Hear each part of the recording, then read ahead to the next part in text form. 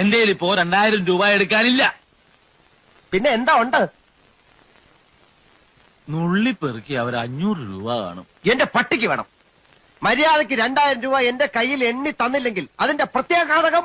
പ്രത്യാഘാതം മേഘം എന്നുള്ളതിന്റെ ഇയാൾ എന്നെ പഠിപ്പിക്കൊന്നും വേണ്ട. പ്രത്യാഘാതം അത് ഭയങ്കരമായിരിക്കും.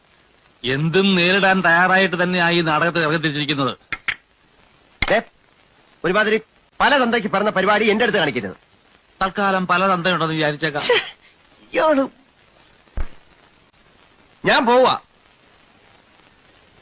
പോവാന്ന്. അതെ, കുറച്ച് പതുക്കെ പറഞ്ഞാലും കേൾക്കാം. പിന്നെന്താ ഞെട്ടാത്തത്? സാധാരണ ഇത്ര നിസ്സാര കാര്യങ്ങൾക്ക് ഞാൻ ഞെട്ടാറില്ല. ഓഹോ, പിന്നെ ഞാനങ്ങനെ വെറുതെ പോകുന്നൊന്നും വിചാരിക്കണ്ട. ഈ വിവരം മുഴുവൻ ആ മൂപ്പിലാനെ കണ്ട് ധരിപ്പിച്ചിട്ടേ ഞാൻ പോവും.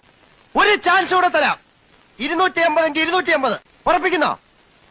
രണ്ടുപേരോടും കൂടെ ചോദിക്കുന്നത്. എടോ, തനിക്ക് നാണമില്ലേണോ? ഇല്ല.